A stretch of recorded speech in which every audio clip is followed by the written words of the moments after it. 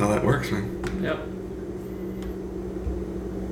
I feel like I'm running at like half speed this morning. I think Korean barbecue till 10 o'clock messed me up.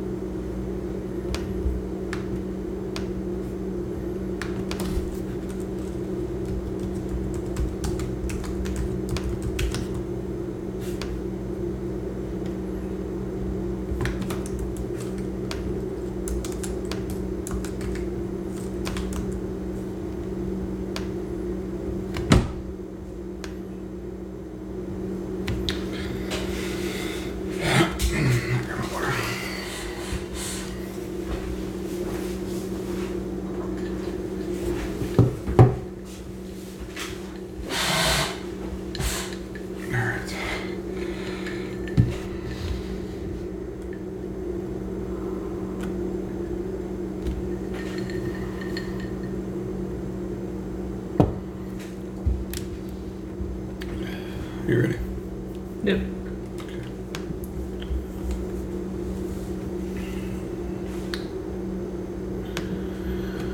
Welcome to the first full day of E3. We're recapping what we did yesterday, which was the first day on the show floor, which was Tuesday. Tuesday, yes. Tuesday. We got our days. I couldn't get the week right. The beginning of the week, towards the end of the week, you cannot get the week or the day right. Yeah. So no press conferences. We're just going to kind of go through our calendar really quick, briefly talk about things. A lot of things. Some things we saw were pretty short. Mm-hmm. And then some things will have just more extensive write-ups or longer discussions on it, like maybe later on down the line. So we're just going to go through our calendar pretty quick. We are, again, if you're listening to the audio format of this, we are live on Twitch every morning. And as you can tell, for whatever reason, I sound a little under the weather this morning. Yeah, you're going to scare people when you go to appointments because they're like, oh crap, here's patient zero. Well, I'll get some tea or something on our way this morning to feel better. So, all right, so first off, let's just briefly talk about, just because I know some people will ask us with Sony not being there and stuff like that, briefly, what's your thoughts on the show floor? So, West Hall, where they usually are at, is dead. The Nintendo booth is there. It's beautiful. It's gigantic. They have a Luigi's Mansion set up, a Pokemon Stadium set up for Sword and Shield.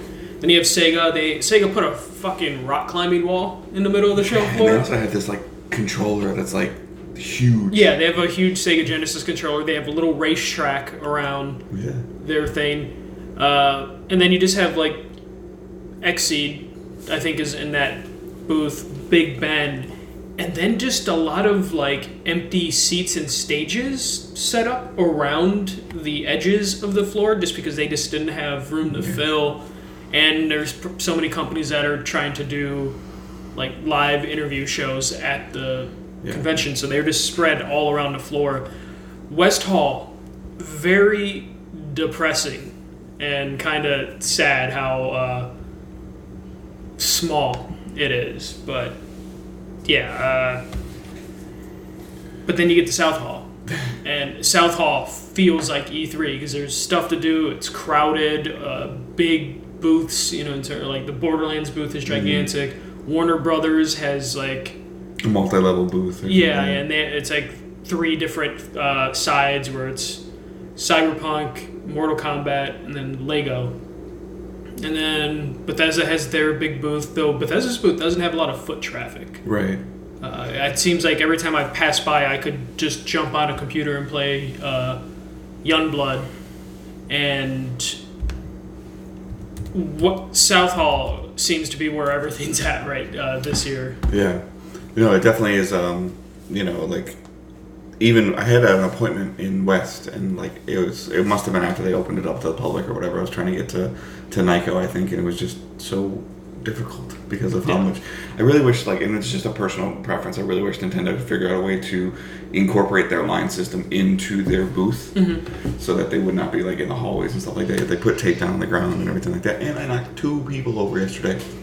Yeah, I've seen you almost knock someone down at Bethesda, but she might have been a little tipsy. Front of me, and it's like, I don't see you in my sight line, and I don't think that you're supposed to stop there. So. Yeah, so a majority of our meetings have been up in the media room, or the meeting rooms, and then the conference rooms, like downstairs, kind of off from the public. Like, yeah, even I had a couple of on the show floor, but back in those like cubicle rooms. That's how Sega was, or Sega built cubicles. That I went to.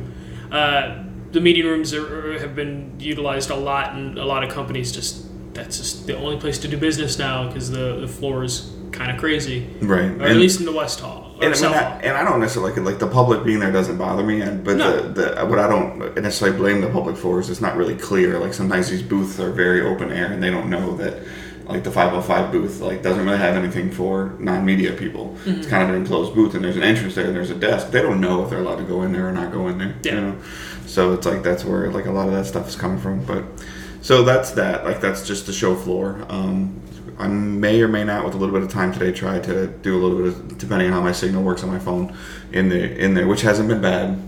It hasn't been bad. Try to stream a little bit from there just to show you guys the floor. Because there's no Sony there, there's really no Microsoft there. There's a lot of elbow room in some of the halls. The Fortnite booth is crazy. Yeah, I don't really think I pay very much attention to that. Yeah. So. But to start the day off, I got to see Sniper Ghost Warrior contracts. So this is obviously from the Ghost Warrior franchise team, and they spent a lot of time focusing on the detail of the scope, like being a sniper, like in the scope, and like the detail on the zoom and the functionality of it in terms of like there was it was a hands-off demo they were showing us, and then I got to play the same demo later. They were kind of going over some of how things work and things like that. Like one of the things is they did a huge amount of detail within the scope. Like you were able to zoom in. There was like 2 guards that were there, and you could actually zoom the scope in, and then the detail in terms of you could see the grenade hanging off the guard, like, and you were X amount of hundreds of feet away, or hundreds meters or yards or however you want to. And then they were showing off a lot of like the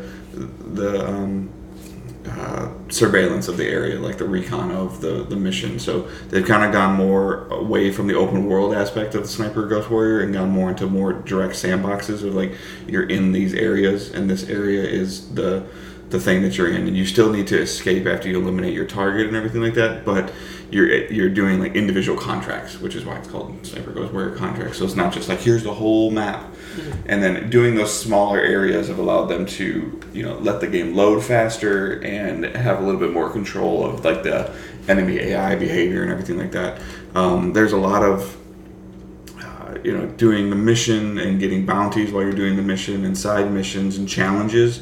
Those all award you with upgrade materials that you can upgrade your player's mask and the suit, and they said like a lot of that plays into how the story works and everything like that. But it looked really, really good. Like the sniper looked really good. Like scoping in looked good. They had these like different bullets, like armor piercing bullets, which are obvious, so you can penetrate multiple targets if you needed to.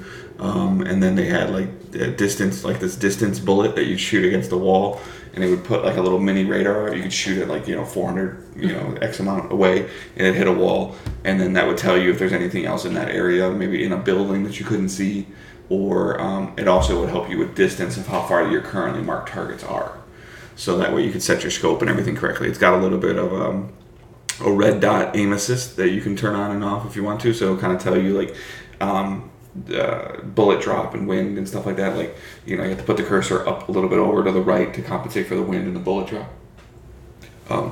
It looked really, really good. I suck at those kind of games though. Yeah, just don't have the patience, right? But then just all the little gadgets and gizmos and things like that the player can end up getting and upgrading and building the loadout. I did an interview with that team. That was about a 7 to 8 minute interview, and that'll be on next week's episode. Obviously, we're going to continue what we did last year and do an entire next week. We won't record a normal episode. We'll just upload all of our interviews. And I know we're up there in the course of the last couple of days of 3 or 4 already. So yeah, from you, mine are all happening Thursday. Hopefully. So we'll see. There's a lot more detail I can go into, but that'll all be on the write up. But the game looked really, really cool, and it sounds like they're hoping to come out this year. I started my day with Xseed and saw 2 games there. First game I saw was Hero Land, which is a single-player RPG that's set in a theme park, and you build out a party to then take a tour of this theme park. But it's very simplistic in terms of what they mean by tour. It's you go to a section of the park, and then there's a track where it's fight, boss type of thing, where they lay out the specific things you're going to.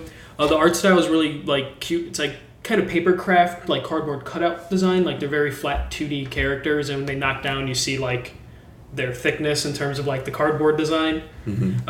It's really cool. I was playing it on a Switch. It's coming to PS4, but I think it might be Switch first, then PS4. Okay. Really cool character design. Apparently, the artist or the creator of Mother 3 worked on that. But the writing is pretty good. There was a couple times where I did laugh at a couple things. You have a little God Fairy Tinkerbell type character. Okay. Who's just constantly is very reassuring of the character, trying to make the character comfortable, and very inclusive to the character, and your character is just kind of not having it, where it's just hey, you could be a strong big hero and impress the ladies. Or boys, if you want, and then your character doesn't really respond. Say, hey, don't worry. Whatever it is, you'll impress them. And then that character, the fairy Tinkerbell character, will constantly, or at least in my demo, brought that up 3-4 times to say, hey, it's gonna be okay. It was just it was kind of tongue in cheek, but it was funny. Played that very simple.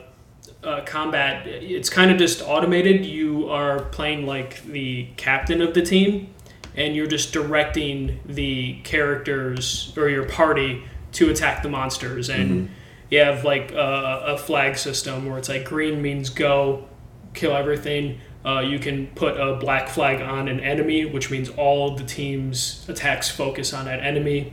And then there was probably 6 or 7 different flags that meant different things. And it's turn-based, so you would, based on either the flag you use or the specific attacks that you want your team to do, will use up your hit points or whatever you would call that for that. It will drain that meter, so then you would lose your turn, and the other character would go. But it moves really fast. There's even a fast forward button on it just to keep it going as fast as possible. But yeah, played that for 15 minutes. It was the start of E3. That was as soon as the doors opened. Yeah. So it was definitely one of those things where the booth people were still getting kind of settled, so they kind of just let me have at it. Okay. Start of the E3, start of the day, the first day. Yeah. So it's just half the time the person that was helping me were hey, we can't get this TV to turn on, and then the person would run to go take care of the TV, because of course everything's gonna break down a couple minutes before the show. Right. And then the next game I saw was Sakuna of Rice and Ruin at Xseed. And this game is really cool. Really beautiful 2D art, 2D 3D art. Mm-hmm. It's a side-scrolling hack and slash RPG with a Stardew Valley element where you play Rice Goddess, and there's something going on, I don't know if it's specifically a drought or just stuff's just not growing, so you set out an adventure to see if you can figure out what's happening, and when you're doing the side-scrolling stuff, you're fighting various like Japanese like monster legends, stuff like that. Combat really smooth. You just have your light, heavy attack, but you also have a scarf that you can use to pull on your enemies and pull yourself to them, or you pull yourself to them if you hold it long enough, and then you just pop up on the other side of them, which helps with like big bosses where you can avoid their attacks by just doing a scarf thing, and then you flip all the way over to the other side, get your hits in. So the boss fight I had, it was just constantly just like moving around to avoid all their big heavy attacks, which was really cool. Unfortunately, they didn't have the farming stuff in the demo. Okay. That stuff was in the trailer. The person that gave me the demo, when I asked like about the farming stuff, they're like, "Oh, I don't know. I just played this demo." What do you mean by farming, though? So you gather pickups. You either gather pickups for your character for the combat, or you gather supplies and pickups that can be used to farming. And there's literally like sections of the game where you're the rice goddess or whatever, that you're trying to like get crops to grow and stuff like that. Okay. Like so real farming. Yeah, real farming. Yeah. I just thought you were like farming materials. No. It's like actual farming because you're the rice and ruin. Yeah, that's been like the most impressive thing over the last couple of years, especially with like 2D games, is like the ability for them to give the game physical depth. Like when you're playing it. Yeah. Like you might not be able to go all the way back there, but it doesn't make it seem like everything's like shoved up in your face. Yeah. And from the trailer I saw, it looks like it's kind of, it maintains that like 2D side-scrolling art style, but there's depth to it, like layers. But that game is actually really fun. I really like the combat, the smoothness. I wish I had the farming stuff, but it makes sense why they wouldn't put that in the demo, just because that seems like something. Yeah, you'd be there forever. But it was a relatively short demo. But they just in like the 10-15 minutes I played it, good art style, and I'm interested in it based on like the trailer and what I played. Awesome. Yeah. Was that all you saw at XE? Yeah, I might go back to them because they announced some games since I made that appointment that they feel like I would be interested in, so I might go back as soon as I have like an hour to kill. Okay. I went upstairs and saw Astro Gaming. The biggest thing that they were talking about was, well, there's two big things, like their C40 controller that they just released a couple months ago with the interchangeability. They didn't spend a huge amount of time on it, but it was more or less, here it is, check it out, hold it, see what it feels like. And then the biggest thing that controller has going for it versus other controllers is the middle, like from the left analogs to the lower analog to the lower right analog to the face buttons. Mm-hmm. You actually can interchange those as you see fit. So if you're somebody that likes the offset analogs, you can offset it. If you like the side-by-side analogs, you can side-by-side it. You can pick different heights and things like that. So the controller customization, and it just had a little bit more of a thicker, it felt better in the hands than maybe a DualShock. Just not necessarily bigger, but just thicker. Yeah, your hands, when you hold that controller, it's different. Like wrap around at your hands. It only has the two buttons on the bottom, so those buttons were pretty big, so you weren't limited. Like some of the controllers, like sometimes those buttons are really small on the other side, or the paddles are clickable, and then you can actually accidentally click the other one. This one's just two of them. I don't know if you could click the upper one and the lower one if it had if it was one big button that had two functions to it. It seems like it might be one big button, but there might be something in it. And then they have their A50s, which is the biggest thing that they just announced this within the last week or so. And these are essentially just wireless A40s. Okay. So they all come with the mod kits and stuff like that, where you can have leather ear cups or you can have the mesh ear cups. You can change the mic out a little bit. You can add some customizations on the sides. And Astro spent a lot of time talking about just their physical brand of their goal of seeing Astro when you're looking at an esport or looking at people gaming, whether it's even content creation. And Astro is really big on they want. Everybody has the pipe dream, but they want to be like Nike is the basketball to Astro is the gaming, in terms of a physical brand that you see, and some of their colors and things like that, and the customization that they have allowed to do. They had a really cool partnership with Nintendo, and some of the little interchangeable things, like the old NES Zelda look to it, you could change the ear cups and stuff like that. That stuff looked really cool. But that's the main thing. They have small improvements coming to the A40. The A40s are almost 8 years old. Yeah. In terms, but they're still great, and they're one of the best-selling headsets of all time. They've just done small tweaks to them and stuff like that, just more durability and things like that out of them. So we should have some more Astro coverage though. So. Yeah. And then you and I both went to Activision Yes. and got to see Call of Duty Modern Warfare, and that's all we got to do is we got to see it. Yeah, not playable or anything like that. So they spent a lot of time focusing on not knowing who your enemy is.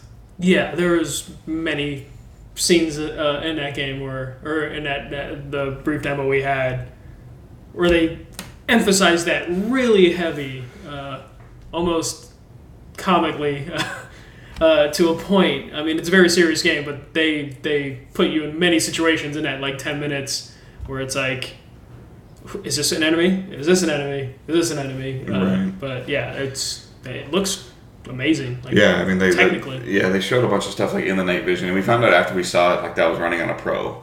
Yeah, which to me was just like Yeah, crazy. It looked really good. Very like a very vertical level, like lots of going up the steps, going through these doors. Like seeing some stuff happen to some of your squad mates and things like that, and then we don't really still like know what's going on in terms of the story or anything like that exactly. It's the demo we saw took place in London. Yeah, there's a terrorist attack in London, and you're trying to find like the base for the terrorists. Yeah, so lots of door mechanics, like where like the rooms were all closed off and you're opening up a door and people are hiding from you, or they had somebody held hostage and you're able to make a precision shot and kill the person holding the other person hostage, but then the person that was the hostage ended up pulling a gun on you. Mm-hmm. So like, and then like worried about if you're making the right decision or the wrong decision. Like you noticed something too with like a reload mechanic they were showing. Yeah, there. I always catch like the little things and that stuff that impresses me. I think they emphasized that your character might have been like pretty tensed up or nervous because at one point in a lot of these games the reload mechanic is very smooth and it's the same canned mechanic. But there's a couple times in the demo where the character reloaded the gun, but the animations were completely different. Like the first time they loaded the gun in like the alleyway before getting in there, smooth animation, ammo loaded into the gun. Later on, after you go through like the first floor, on your way to the second floor, there's like a little bit of hesitation and nervousness with the reload, where he misses like the part. I don't know guns. The part where you put the ammo in, he kind of misses it, and it like clips aside, and then he like struggles or like, but it's like a couple seconds. It's like misses it because he's like on edge, and then loads it in. Like normally. Yeah, but it's that little bit of detail, that little bit of hesitation, that little bit of nervousness adds to the game. It's something that like maybe not everyone will notice, but it's a nice touch. Mm-hmm. And then we found out that they actually had, what was it, like Navy SEALs run through the scenario that was in the game, and they asked them small stuff about like reload animations and stuff like that, and they made them basically run that scenario a couple times just so they can get a couple different takes on it, which I thought was fascinating and like a level of detail that we wouldn't expect from that. But yeah, it was interesting. I lost my calendar. So You lost your calendar? All right.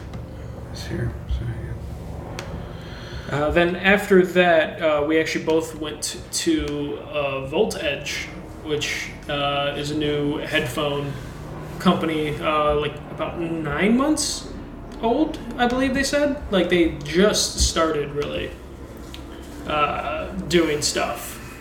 And we saw a couple different things. We saw, do you remember what the model number was for the, like they had new wireless headphones? TX70s. TX70s. Yeah. And those in particular, they're trying to get a good price point for those just because wireless headphones tend to be on a more expensive side. And they're hoping to release headphones that are at a good price. They said like game price, but I don't know if that necessarily means they nailed down the price or that's just their target. Which you tested them a little bit with Days Gone, but what did you think of those? Well, they sounded okay. It's very hard in those. They were on the show floor, so it was very hard in that environment to see exactly how they sounded. They felt pretty comfortable. Where they were still in that prototype stage with those headphones, so I don't know if that's like the final like form factor and how they're gonna feel and the weight and everything like that they're gonna have to.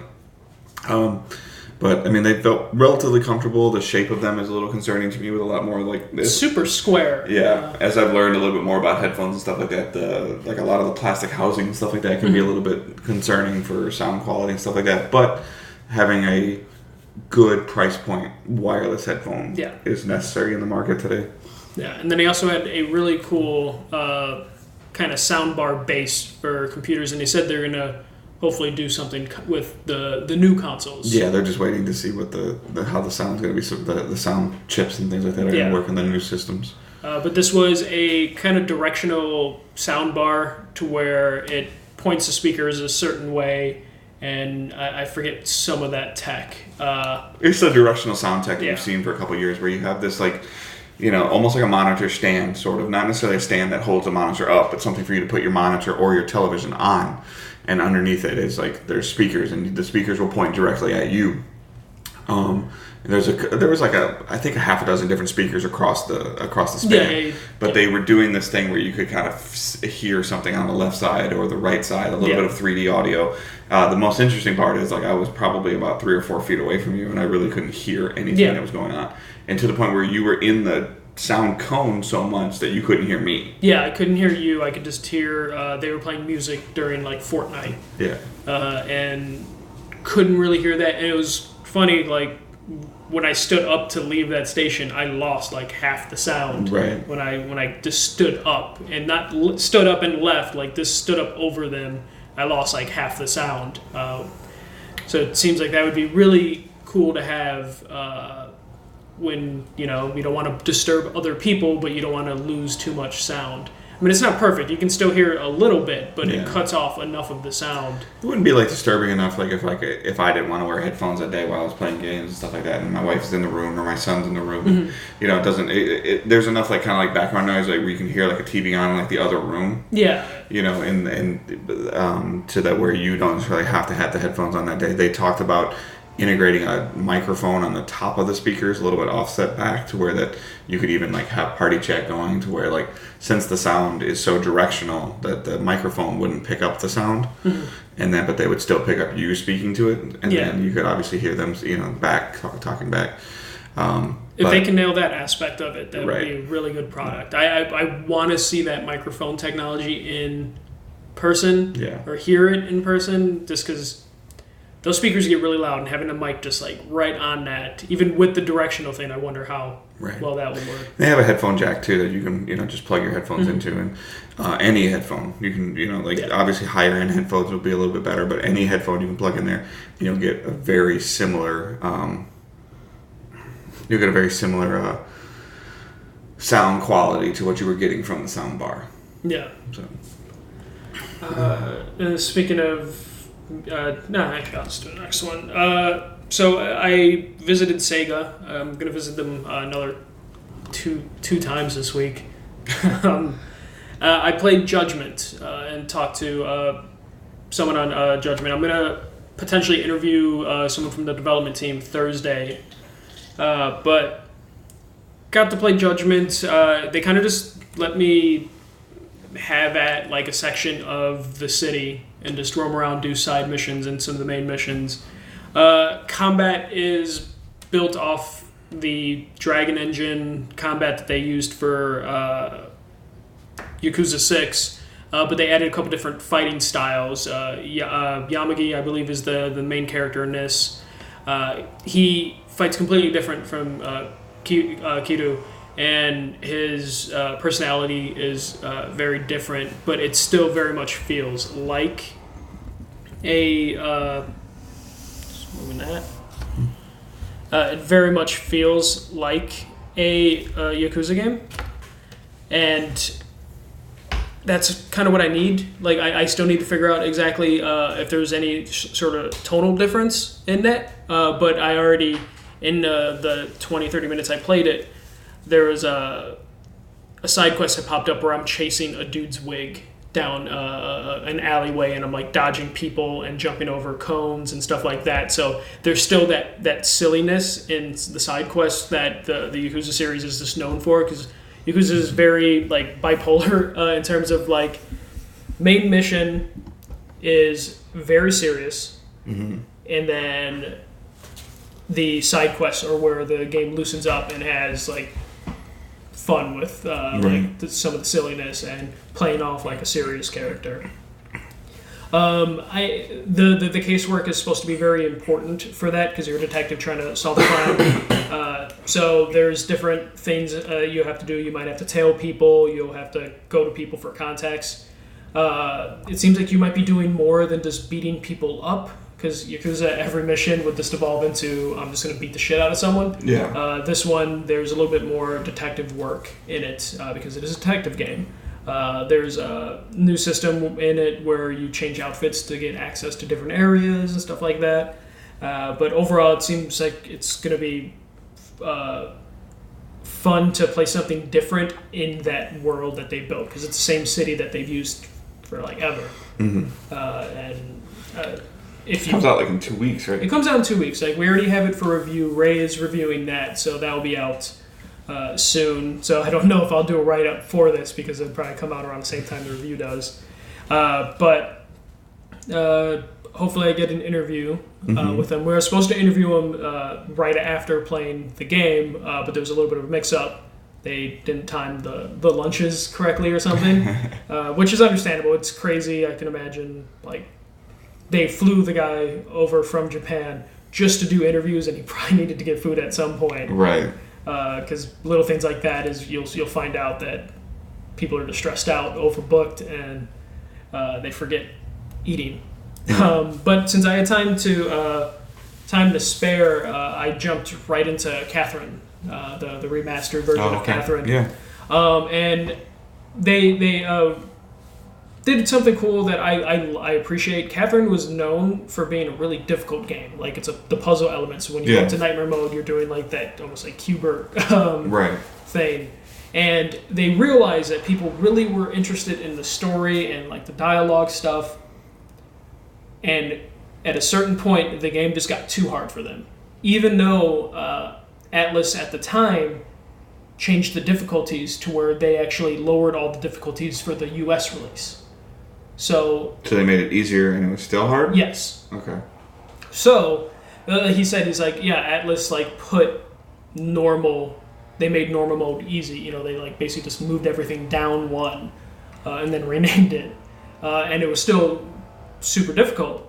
So they added an autoplay feature for the puzzles where you just hit like R1 and then the puzzle will start at the beginning and the AI will just run a perfect run of the puzzle, and you can always stop at any point. Okay, so if you're stuck at a certain circumstance, you don't know what to do, you can tell it to... So it just auto does it, or it gives you a hint? No, it auto does it. That's weird. Like, you can literally go through the whole puzzle, or you can play the game without doing any of the puzzles. But it'll show you a perfect run, and it was kind of fascinating seeing what the AI thought is a perfect run, especially Catherine has turned into the last couple years like a competitive game with those puzzles, like speed runs and stuff like that. Yeah. So I'm interested to see like if people... They're essentially showing them how to do it and then just seeing if they can do it faster. Basically, or that's like one way the puzzle or the AI would do the puzzle. There could be other ways to do it, right. And it would be interesting to see people versus the autopilot system. Yeah, for sure. And then other things we talked about, there was like a little bit of a controversy with one of the characters. It's like a trans character, and they changed some things story-wise, or like the Japanese thing is it's complicated. It's just one of those things where there's people upset with how they treat the specific character. Like there's some naming stuff, and I'm not fully aware of everything that's controversial, but they assured me that they are aware that there might be some things with translation because it's just different cultures and how they treat certain things. But they feel like a lot of the reaction that's been happening is out of context because no one's played the full game, and they assured me that like once you play the full game, the changes that were made will make sense to people. But they just really wish that people can play the entire experience before making judgment, because stuff came out that like changes were made and people got angry, and they're just like, once you play it, you'll feel right. Are they working on another one? No, so this is a remaster of the PS3 game, Right. and they've added a new character to the game. Oh, okay. And they added a new character named Ren, so now there's a third girl for Vincent. And I asked them how that affects it, because remasters usually just you just make the game prettier, you don't touch the story. And they inserted a new character into it, so there's like new cutscenes, and he said there's like 50% more content in terms of more puzzles and then more cutscenes. All the original endings are still there, but now there are more possibilities for endings because of this new character. Oh, it's good for more replayability, I guess. Yeah. And then they also added a feature where it's like remix mode, where the original puzzles are all there, but there's a remix option and it'll change the puzzles that are in the game. So if you've played it before and you don't want to do the same puzzles again, there's a remix option to change all that up. So it seems like they put a lot of effort in this to give a reason for people to come back and give reason for people that never played it the first time on PS3 to play it again. So I'm interested to see it and see what happens with that, and see if they're right about like getting the whole game in context is going to help with any sort of controversy. Right. Yeah. All right. I had a meeting with Turtle Beach. Very quick, basic meeting. Ended up turning into most, the same guy I've seen the last couple of years. So I ended up turning into a little bit of just BS back and forth. The main thing that they have right now is like this, an upgrade to kind of like their T40s, like the Recon. It's their Spark series. It's a little bit more like the white line, lighter colors and things like that. They're kind of going more towards a slightly different market, not necessarily like female market, but more towards a casual market right now with these opening price point $40, $50, $60 headphones. They do really well with like $40 to $80 price point headphones. In like different colors, right? Yeah. Like just Like this one was like a white and lavender one. That's the first one they're calling, and they're calling it like a Spark series. So they're they're marketing more like towards the Switch and on the go, and then the versatility of like, oh, you can use it in your Switch and you can plug it in your phone. Like they're like a lot of people have like Beats are used for me to listen to music, and like they don't really think that Turtle Beach headphones can be used to listen to music, and they actually probably arguably are better than Beats. It's funny. Society's kind of like turned on like Beats in terms of quality since Apple purchased them. So there's definitely a lot of aspects to that from there. They're pretty much kind of in the same holding pattern that we've heard a lot of from headphone companies lately, of where they're kind of just waiting to hear the final like sound specs for next gen. Yeah, I think that a lot of the audio or headphone appointments we've had have been a lot of just refreshes of the current lines, because we're so close to next gen. Everyone's in a holding pattern because they don't want to release new stuff. Yeah, they talked about some of their tech that they had in some of their higher end headphones, like the glasses friendly foams, ear cups and stuff like that, like being, now that they've made enough money, or they've the bulk buying that they're doing is better, they're able to bring those features down to some of the more inline headphones. And we've been hearing a lot of hoping that the tech between the Xbox One or the Xbox whatever and the PS5 are going to be close enough to each other that we might not see the PS4 box, Xbox box. We might just see a headphone thing, which would make their life easier production wise. Yeah, so like right now, there's if you go to a store, you see a lot of PS4 packaging, and then you see a lot of Xbox PC packaging, and that has to do with like the sound drivers that are in the consoles and in the PCs and stuff like that. So all these companies are waiting patiently to find out if they're going to have to do that for next gen or not. And hopefully they won't, because that means they can play around a little bit more with different varieties of headphones. Because right now their production is like make two of every 70-30, and then I had a brief appointment with Nyko. Nyko has this device that hooks to the bottom of your controller, as usual, similar to speakers and chat pad and things like that. That this is like an on-demand soundboard. Why? When you told me this, I was so frustrated. It's like, why? It's got 20 preset sounds on it and a cancel button. You click it on the bottom of your controller. You can still plug headphones in, and still so it's almost like a pass through. You have an individual volume control, so you can control how loud it is for everybody else. And then like the cancel button, like I said, that you have. And again, it's just some of those small things, like you can't charge your controller while this thing is plugged into it. You can only charge the pad, so you have to take the pad out and charge it. You have to choose between trolling and having a charge pad. You can also make your own sounds. Like you can plug it into your computer and do your own 2 or 3 second sounds. Man, they can make it horrible. You know, like someone can be really racist without having to use their voice. Yeah. So. That's evil technology right there. I don't know why you would make that. So, I mean, that was really the only thing that Nyko had to show us. And then you got to see Stewart's game, right? Yeah. He's working. Just Add Water is working with Rebellion. I think Rebellion's doing like the main work, and then Just Add Water. It's kind of an auxiliary studio for other people that need help. I think he said he was doing a lot of the VR tech. I thought. Yeah, he might be. Like, I think he might have helped him a lot with the VR tech, but they're, it's like their game. I saw Sniper Elite VR, and I played it with PSVR with the aim controller. Yeah. And it works really well.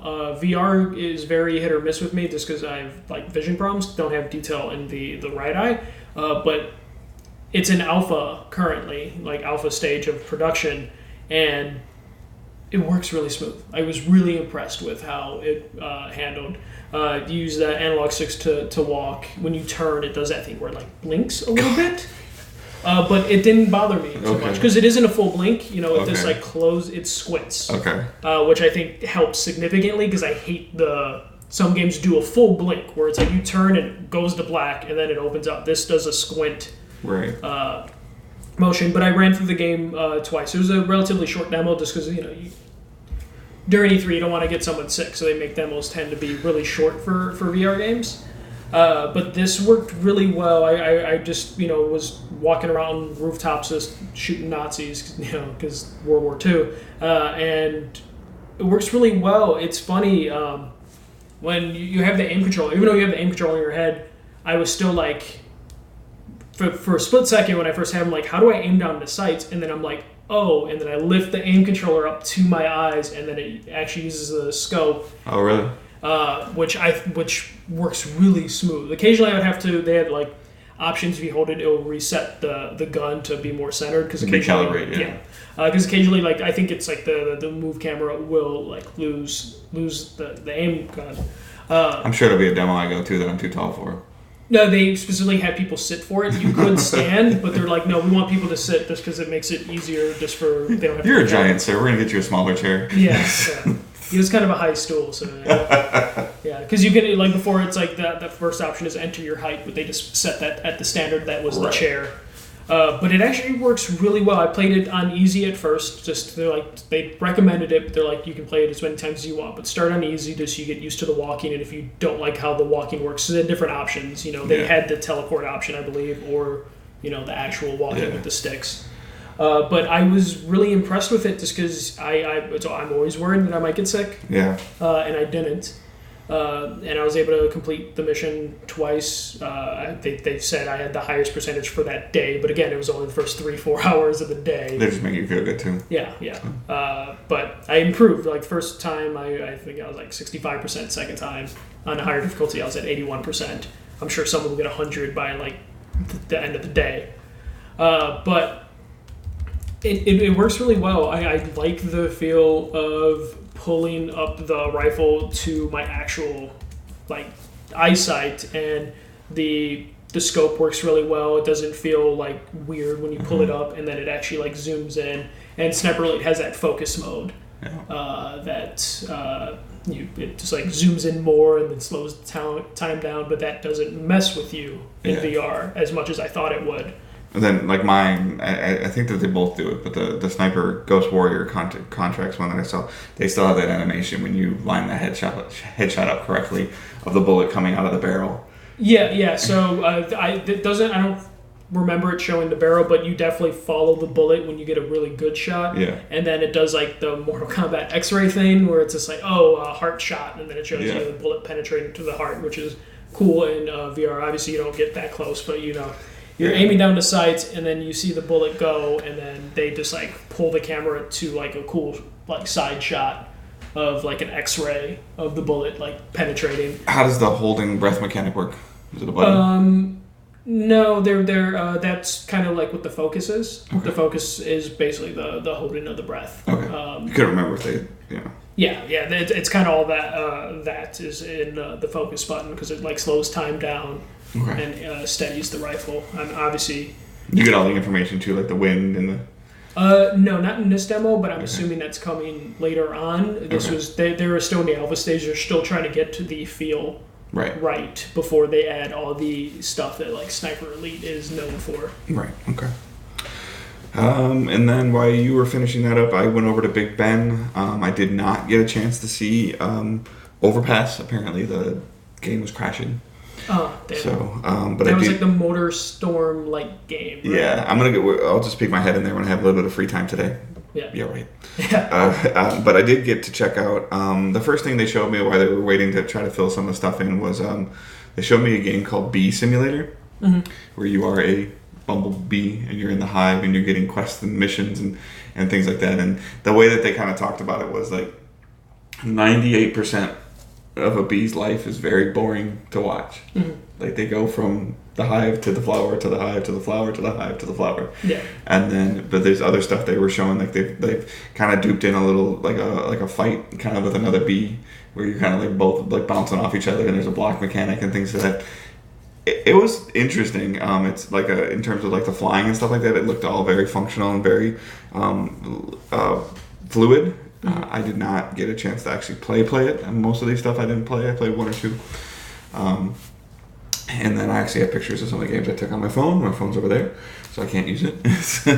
And then I got to see Paranoia, which I guess is based off of a paper RPG game. Yeah, I believe so. They had like 2 games that were like based off something.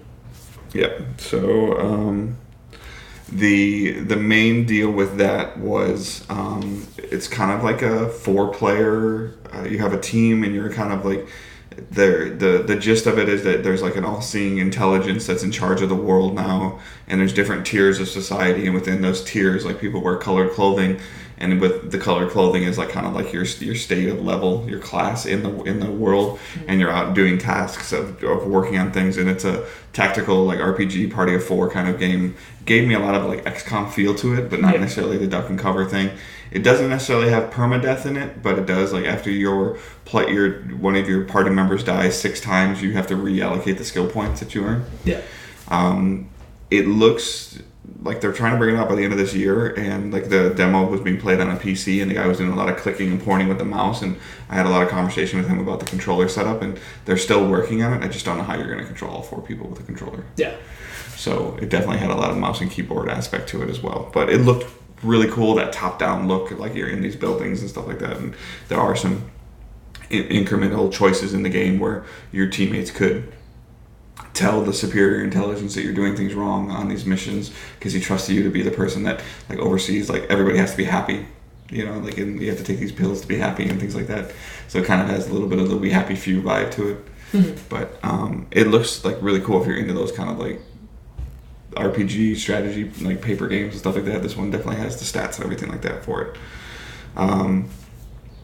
And then those are the 2 main ones that I saw, and I will talk about the other ones when I can remember the names of the games, because I really enjoyed them and I don't want to do them incorrect justice, so I'll have to take that stuff off my phone and put it in my computer. And that was it for the day for me. So you got to go to Square. Yeah, I got to play Final Fantasy VII Remake. It's cool how they have the setup. They basically loaded us into like a train station. And then we waited for our train to arrive at the time, and then the doors opened, and then we got to play the game. And got to do the boss battle that we saw from the press conference with that like mech spider. So it was me and Barrett. He wasn't that quippy this time, which I appreciate and I love, because at that demo he was super, super quippy. But got to play that for a good 20 minutes and really get familiar with the combat system, because it is now a hack and slash game with tactical elements, you know. So it was just battling the spider, which took the full 20 minutes that they like reserved for me. Like, and most people it was taking 15 to 20 minute range. Some people didn't even get the chance to finish the demo. But the hack and slash stuff feels really good. I'm a Kingdom Hearts fan, so it feels close enough to like Kingdom Hearts style of hack and slash. So it was really easy for me to get into. and then using the actual tactile tactical mode was actually really it was really vital for the boss battle, especially the spider. You can concentrate on some of the legs of the spider, or you can just concentrate on like the main part, but you can't always get to like the main part of it without going through the legs.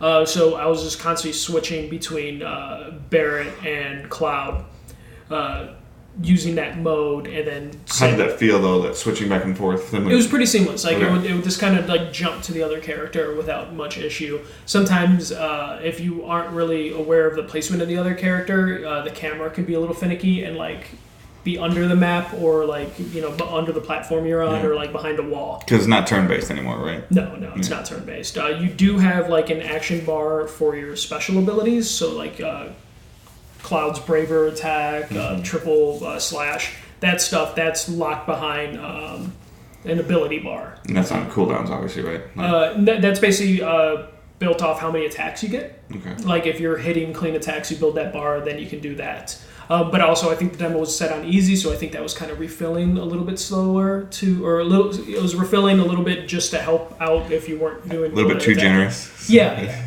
So hopping between that, and each character has their own bar for you to worry about, so you can't always just use it. It's not just one bar for your whole party. It's like individual bars, and AI seemed to do pretty well at filling their bar, but they weren't really using their special attacks without you jumping to them to use your special attacks.